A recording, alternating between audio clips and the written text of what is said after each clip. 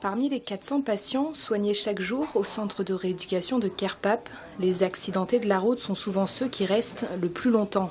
Je suis sapeur-pompier volontaire sur la commune de Pluvigny et en partant au BIP, donc le BIP a sonné sur le coup des minuit le vendredi soir, et donc en voulant éviter un animal qui a traversé la route, j'ai donné un coup de volant sur la gauche et malheureusement j'ai heurté un arbre qui m'a propulsé de l'autre côté de la route et j'ai fini sur le toit, donc j'étais incarcéré dans la voiture. Diagnostic, j'ai subi un traumatisme au niveau de la colonne vertébrale, donc dans le bas de la colonne vertébrale. L'arrivée à Kerpape s'est déroulée donc au bout d'un mois d'hospitalisation à Pontchaillou. Voilà, et donc arrivé ici le 9 février, j'ai été pris en charge donc maintenant avec rééducation 2 heures par jour quasiment. Et voilà, donc il faut remuscler énormément et puis retrouver beaucoup de sensibilité. Ce sera un gros point.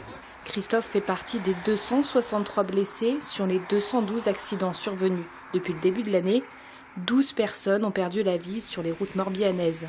Le Morbihan n'est pas un mauvais département. J'espère cette année qu'il finira à la baisse, à la fois en nombre d'accidents corporels et mortels et en nombre de morts. Cette année, elle a mal débuté parce qu'il y a eu en janvier, en février, quelques accidents qui ont fait beaucoup de morts.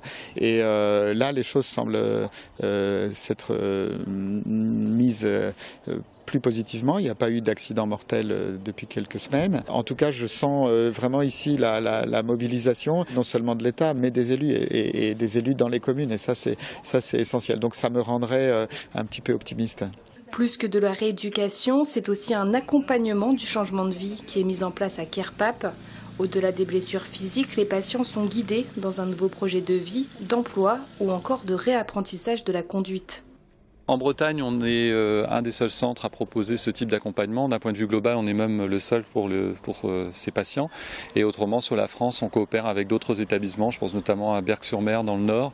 Il y a 3-4 centres. Par contre, on a une spécificité aussi, c'est d'avoir une équipe d'ingénieurs qui travaillent sur des adaptations vraiment sur mesure pour les patients. Donc ça, c'est un projet sur lequel on est particulièrement fiers, parce qu'il offre un vrai plus pour les patients. Et on veut absolument préserver cet outil-là. C'est d'ailleurs pour ça que la semaine prochaine, on va aussi lancer un fonds de dotation pour obtenir des financements complémentaires pour nous aider à rester dans l'innovation et dans la recherche. Pour continuer à faire baisser le nombre de morts sur les routes, la gendarmerie du Morbihan a annoncé un renforcement des contrôles routiers jusqu'au